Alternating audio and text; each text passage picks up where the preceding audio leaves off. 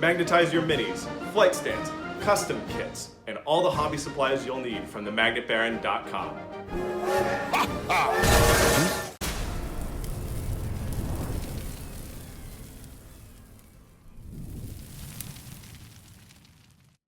Hello and welcome to the YouTube channel for Craft World, Eldar.com. I'm Brent, and this is the Unit Focus video on Dark Reapers. In these Unit Focus videos, I talk about what the unit is, its role on the table, obstacles to using it effectively, and how best to play around those obstacles. I also talk about loadouts and leaders and other decisions that a player needs to make if they are thinking about including the unit in a list. And wow, if you are trying to build a competitive list, Dark Reapers are an excellent unit to consider including. I have between 10 and 20 in each of my 3 most competitive lists, and I am never sorry that they are there. Okay, so what are Dark Reapers? Dark Reapers are the aspect shrine dedicated to long-range fire support. So theoretically, this is a squad that specializes in eliminating enemy heavy infantry, enemy super heavy infantry like Terminators, dinging enemy tanks and monsters, and unlike fire dragons, doing so from entirely across the table. They also have good play into light infantry depending on how you outfit them. This is a long-range heavy support tool. But I also just want to mention lore for just a moment. Dark Reapers, of all the Aspect Warriors, there are a bunch of Aspect Warriors, right? And Aspect Warriors are Eldari who have dedicated themselves to the path of the warrior, which in Eldar culture is more than just having a job. When Eldar get on a path, it changes their personalities, it changes how they view the world and think about, well, everything. And all Eldari Aspect Warriors have accepted the murderous fury of Cain, the angry war god, into their hearts. But Dark Reapers are supposed to be sort of extra scary with their grim Fandango masks and future punk dark samurai armor. They're theoretically the Aspect Warriors that all the other Aspect Warriors are afraid to sit down with at the lunch table, which, if you think about it objectively for a moment, is actually kind of funny because they have the least scary job of anyone. Warp spiders are jumping in and out of the webway and getting right on top of enemies, and every time they're in the webway, they're actually like when they flicker jump, they jump into Slaanesh's playground, and some of them get gobbled up by demons, and howling banshees are running screaming into the enemy, heedless of their own safety. And fire dragons are like spraying keepers of secrets from 10 feet away with fusion guns. Whereas Dark Reapers are like hanging out in your own backfield, leisurely aiming with their Reaper launchers. So I have to imagine it's like this. Remember back in high school, if you're American, when sometimes the testosterone vending machine football players with no necks were kind of afraid of the weirdly effete clove-smoking goth kid who spent gym class staring at a tennis racket like it was an eldritch mystery? I think it must be like that. I think they just like are so gother than thou and checked out while meditating on harvesting souls or something that everyone else is kind of afraid of them. But anyway, they're the scary long-range support spooky face aspect shrine. And generally what you're going to use them for is twofold. One is a variety of types of target elimination at range, and they're not going to eliminate things on their own. With very few exceptions, a squad of Dark Reapers is not going to, in a single volley of fire, kill anything. They're pretty good at picking up like a 6-wound light tank or something for math reasons. But generally speaking, they aren't getting the job done on their own, but they have good survivability because they're hanging out in your backfield. The other thing they're doing for you is screening your backfield. Most stuff in a Space Elf list these days needs to be at close to medium range to be effective in combat. And a lot of units that were effective backline units before the Codex or in earlier editions, like some of the Grav platform weapons, or night spinners, or fire prisms, for a variety of reasons, just really aren't making it into lists right now. The Grav platforms do sometimes. They are good. And you can have a unit of Guardian Defenders in your backfield, kind of sitting on an objective and occasionally taking pot shots with its heavy weapon, and that's pretty decent. But generally speaking, there's not a whole lot of Eldari stuff that wants to stay hunkered down in the backfield. And so the other thing that Reapers do for you, besides fire support, is they help you screen out your opponent. For you newer players, opponents who are teleporting or deep striking with units generally need to come in 9 inches from enemy models. And so it's helpful, if you can, to have your units spread out in your backfield such that your opponent can't fit a unit in any of those spaces. So if you have some units across your backfield that are roughly 18 inches apart and roughly 9 inches from any board edge, it's simply impossible for your opponent to put anything in your backfield, which can also make secondary scoring harder. So this is a smart thing to do. And between the fact that Reapers can often outrange opponents and also the simple fact that we have access to the fade back mechanic and battle focus and sometimes stratagems that help with this, Reapers have pretty good survivability while they're screening the backfield and providing fire support. Okay, let's take a look at the data sheet, and then we'll talk about how to use them while we talk about how to build them, because those ideas go together. There's sort of different ways you can set the squad up and outfit them. So Reapers have the standard Aspect Warrior stat line with a move of 6, toughness 3. They've got the heavy armor for a 3-up save.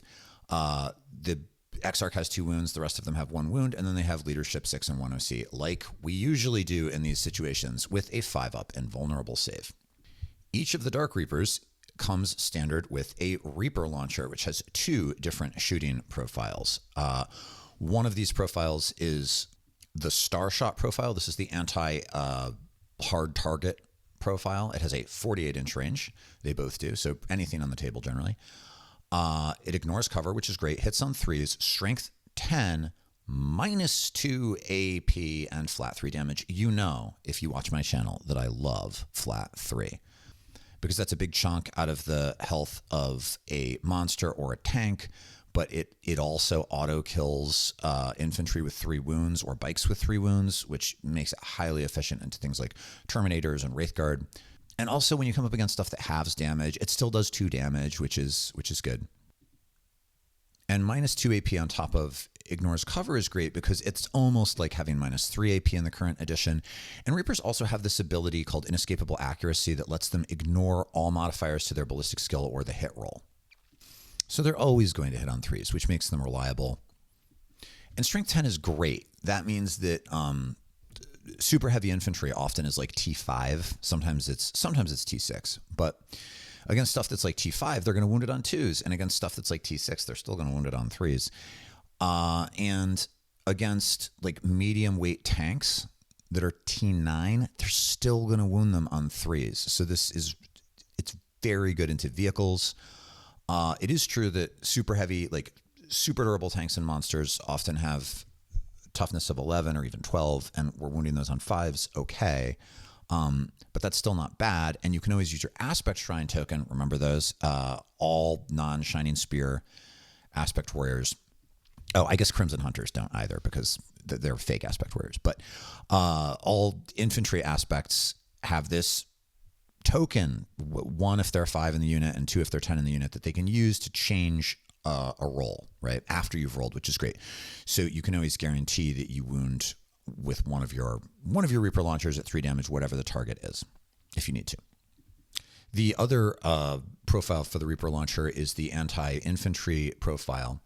It's only 2 shots instead of 1 shot, so you're not like, this isn't super efficient into like Imperial Guardsmen. But it also ignores cover. It also hits on 3s. It's strength 5 instead of strength 10, but it's still -2 AP, but it's only 1 damage. This is really good into slightly durable infantry. So like orcs with their toughness of 5, but crappy armor die to these easily. Other Eldari, elite infantry that only has 1 wound, is quite vulnerable. And of course, if you do have to target something like a squadron of guardsmen or termagants or something with this, you're going to pick a lot of them up. Now, the Exark can either be given a Reaper launcher, and a lot of people choose to do that. It might even be the most popular pick, is to just give the Exark a Reaper launcher.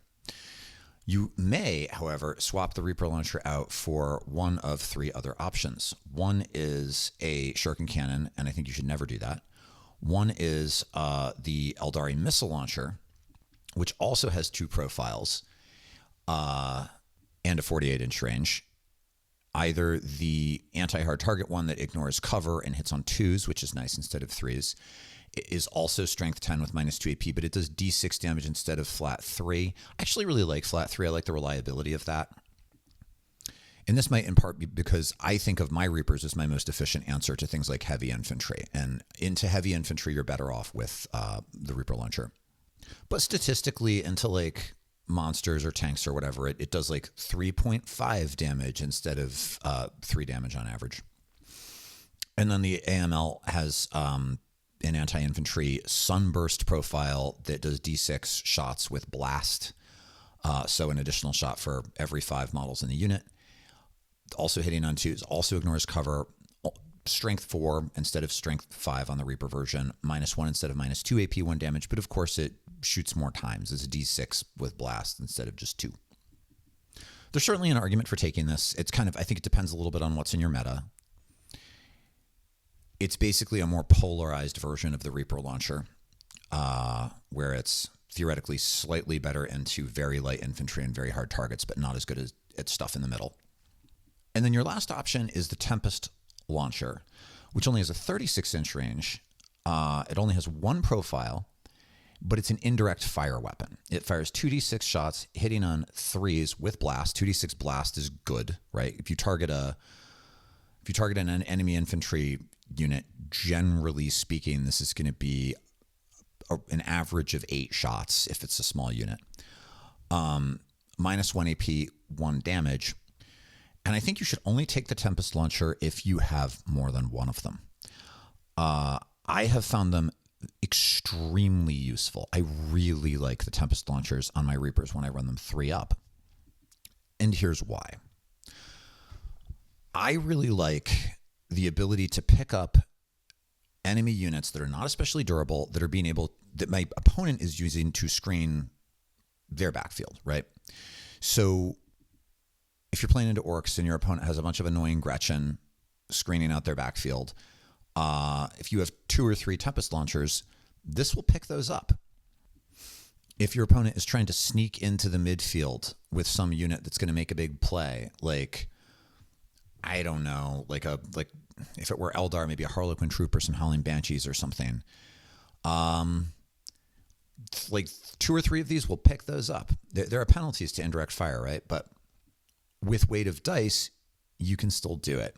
And also because Dark Reapers tend to live for a long time, you get to do this over the course of the game. And it can be kind of panicking to an opponent for you to have the ability to, if you have 2 of these, put out 4d6 blast indirect fire shots per turn, kind of anywhere you want.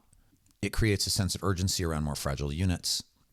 And if you do need to use the thing direct, if you're just firing it like you normally would if it were a Reaper Launcher with the other Reapers, the fact that the sheer weight of dice is such that you can often ding even a hard target for a wound or 2.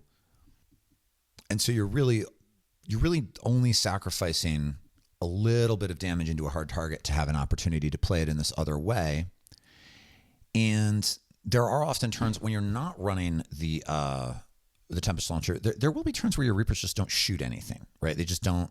And this is something, again, when Boone was on the channel not too long ago, we talked about how one of the hardest things about playing Eldaria is not doing the things that you can do. And one of the obstacles to using Reapers, I'm doing everything out of order in this video, sorry, is that they are fragile. If your opponent has stuff that's fast enough or long range enough to target them, you do have to be pretty thoughtful about how you use them. Because at 90 points, even though that is a cheap enough unit that you can give it up if you need to, you don't want to be trading an entire squad of Dark Reapers to fire 5 Reaper shots at like a Land Raider. Not unless it really has to die. And this is going to make the difference. The other reason I like Tempest Launchers is they have excellent synergy with uppy down swoopy hawks, uppy down swooping hawks. Baharoth has this, if you're running Baharoth in a big unit of hawks, Baharoth has this ability where at the end of your opponent's turn, you can pick up the entire unit and put it into deep strike so that on your turn, you bring it out wherever you want to. Well, within, it said in the codex, it says 3 inches. It's actually now, I think, 6 inches because of rules changes. But if you're running the maximum Hawk squad with Baharoth, even that 6-inch thing, it can be a little tricky to fit them exactly where you want them to go, and so the ability to pick up your opponent's screens is good. But the bigger reason I like it is because I really like Seer Council. There's a Seer Council stratagem called Unshrouded Truth that is, in part, I think, the engine of the entire detachment, that during your movement phase lets you pick up a non-Wraith infantry unit and just deep strike it and just put it 9 inches away from enemy models. Just pick it up and put it wherever you want. You pick up your fire dragons, they're off. You pick up a guardian murder brick with a bunch of warlocks in it and just deploy it on an opponent's flank. It's really powerful. Well, you probably see where this is going. The Reaper launchers make it much easier to clear an opponent's fragile screening units, the units that they're using mostly to perform secondary actions, and just keep you from doing this. The indirect fire on weight of dice with multiple Tempest Launchers is a good tool in creating openings for Unshrouded Truth. All that said, I need to acknowledge I'm in the minority with this. Most people really do just like the Reaper launcher. There's an excellent argument for that. And by all means, Reapers work great that way. Now, I have a couple of other tricks and synergies I want to mention.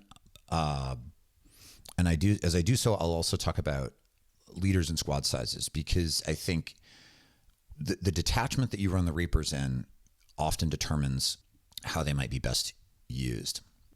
But before I do, I'm just going to say I really think that most of us are probably best running Reapers mostly in 5s and without a leader. I think that should be the default. There are some places where it makes sense to not do this.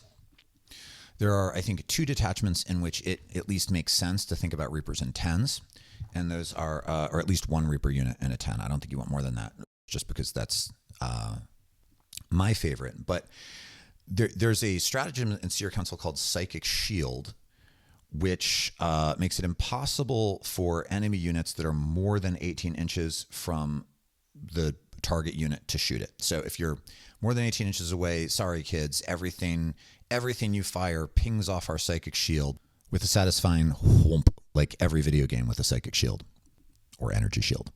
Now, the obvious advantage to the larger Reaper unit in this detachment is you hold it way in your back field. It's screening like it does. It has line of sight on a corridor of the field, and there's just nothing. Your opponent literally can't shoot it.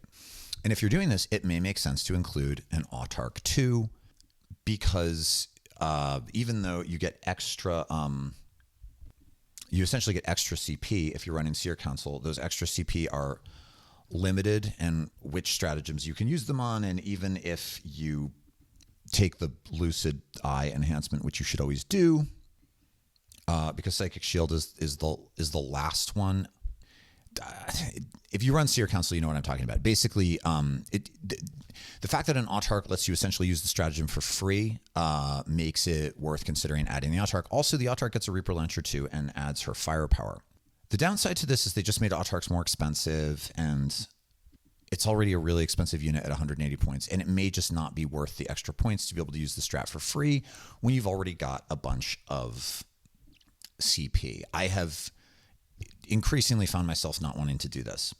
The other place where you may consider an Autarch and a larger unit of Reapers is in Warhost, where you could theoretically, with an Autarch in the squad, fire and fade the whole thing for free, or give them all sustained hits 1. I'm sorry, not the sustained hits 1 thing. Never mind, because that's only at close range. But theoretically, you could fire and fade them all for free, and you never have quite enough CP when you're running Warhost. And then the last option is in an aspect host. Reapers are, of course, extra good in an aspect host because of the aspect host detachment rule, which lets them reroll hit rolls of 1 or wound rolls of 1. And then if they're led by a Autarch and you give the Autarch the Mantle of Wisdom, they can reroll hit rolls and wound rolls of 1. The problem with that combo is that it adds 115 points to the cost of the squad, because the Autarch at this point is 85 points and the Mantle of Wisdom is 30 points, which I think is overcosted. When the Codex dropped, but we weren't sure exactly what the point values were going to be, I was pretty excited about this combo, but 30 points is steep. And as much as I like the notion of Reapers that can reroll hit rolls and wound rolls of 1, it's just a lot. It's a lot.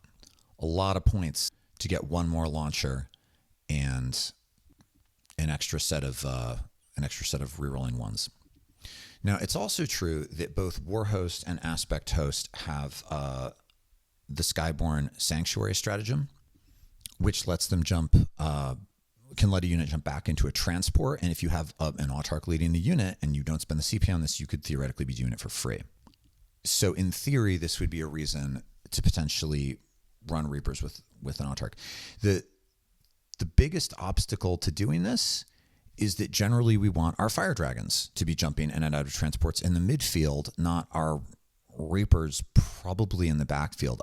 There's nothing to stop you from putting Reapers in a transport and moving them to the midfield and having them do this. And I guess in a Warhost build, if you were doing that, they might use the blitzing firepower stratagem, which is the one that gives them sustained hits against enemies that are close by. But generally speaking, it's not going to be our pick unless it is. And so now I'm going to talk about one crazy outlier build that at least one very good player has had some success with, but I'm definitely not recommending it, especially to newer players. But it's worth thinking about. And if you listen to all my videos, you've heard a bit about this before. Obviously, the other leader option for Dark Reapers is Maugan Ra. Now, Maugan Ra is pretty cool. He's a cool 100 points, which is cheap by Phoenix Lord standards. And B, his model is just absolutely sick. It's amazing. Especially if you were that emo goth kid in high school, or you were friends with that emo goth kid in high school. I was friends with those emo goth kids. You can't help just thinking the Maugan Ra model is kind of awesome. Maugan Ra is hard to use, however. And the simple reason, we'll take a look at his stats in a moment, but the simple reason is that the cost of Maugan Ra, the model, includes the cost of a pretty badass melee profile that if he's running with Reapers who generally don't want to be close, he's probably not going to use. And for less than the cost of Maugan Ra, you could just double the squad of the size of the Reaper. You could double the Reaper squad and get way more additional shooting. So if what you're trying to do is like juice the Reapers at what they do, which is hold territory in your backfield, screen out deep strikers, and be a long-range menace, 5 more Reapers is cheaper and better at that. They spread out. They hold even more territory, and their shooting is even better than if you add Maugan Ra. So you really only would consider you adding Maugan Ra if for some reason you want to play this unit in the midfield. And that's where the transports come in that I was talking about a moment ago. But let's take a quick look at Maugan Ra's stat line. He's got the Phoenix Lord stat line. So he moves 7, extra quick. Only T3, 2-up save, Phoenix Lord armor with the 4-up invuln save, only 5 wounds. Phoenix Lords are fragile. The 1 OC, leadership 6. Now he's got 2 weapons. His ranged weapon, the Maugator, has a 36-inch range instead of 48 inches. He has 6 attacks. That's a lot of attacks. That's cool. Hitting on 2s. That's cool. Strength 7, which is not strength 10, like the Reaper Launcher hard target profile. -2 AP, flat 2 damage instead of flat 3. So he's like way better at killing Space Marines. And the devastating wounds is nice because if you've got the aspect token, right, you can automatically trigger devastating wounds. And if you were running with a big unit of Reapers, you could theoretically do that twice. You could automatically trigger devastating wounds and push some wounds through on something, and that would be cool. And after he shoots something, you can make the unit that he shot take a battle shock test, subtracting 1 from the result, which is neat, but battle shock ends up not being hugely consequential. It's certainly not reliable in 10th. And then the special ability that the thing that he does for your Dark Reapers is kind of a fun narrative, nice to have, but is not amazing.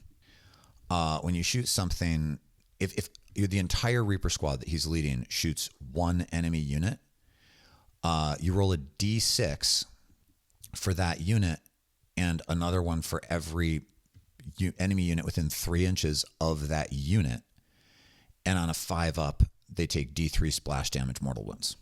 Now, I do like that this also includes the target unit. So after you shoot the target unit, there's like a 1 in 3 chance that they take another D3 mortals. That's good.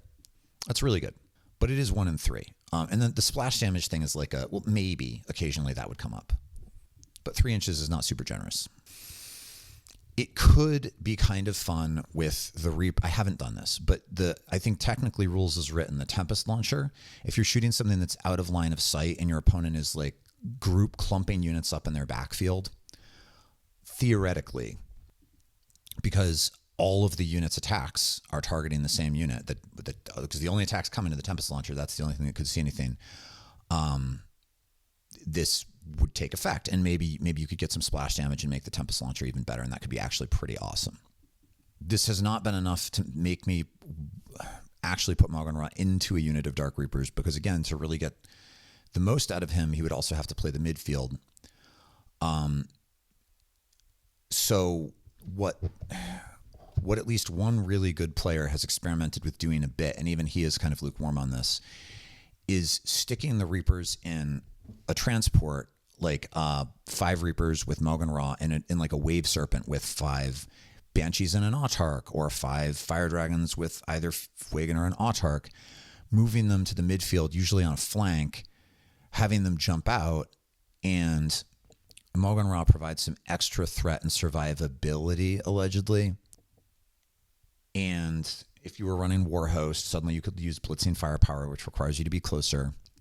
But I do think you have to have some chance of using the melee attacks also on Maugan Ra to really want to lean. Maybe not. Maybe I'm too hung up on this. But half his damage output is almost half his damage output is wrapped up in his melee profile. So he's got 5 attacks, hitting on 2s, strength 6, -2 AP, flat 2 damage. It's really solid.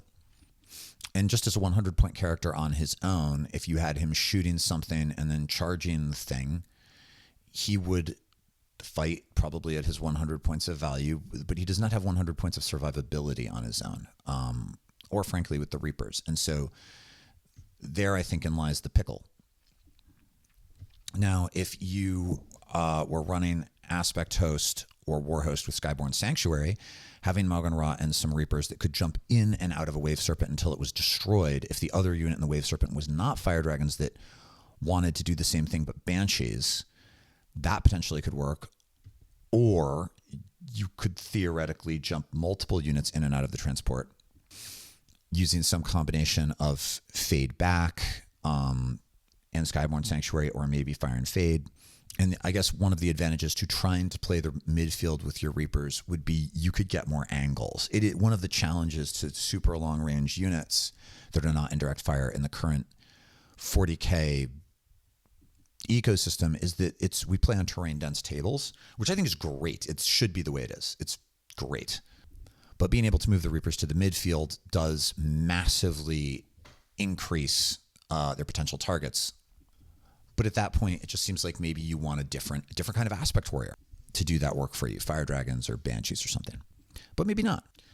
And I will say that at 100 points, Maugan Ra is cheap enough that experimenting with having him in a list, leading some Dark Reapers, is not crazy, even though he's almost universally considered to be the weakest of the Phoenix Lords, competitively speaking. But I think if you're clever, you might be able to get some play out of him, even if he's maybe not arguably the most efficient choice. He probably doesn't have to be bad. And again, I've run Reapers a ton since the Codex dropped. I have not been playing with the Phoenix Lord. So you can make your own autarky choices about how you want to approach that particular bone pony. One more little trick with Reapers, and then I'll briefly revisit obstacles to playing them well, although I've already sort of hit on it.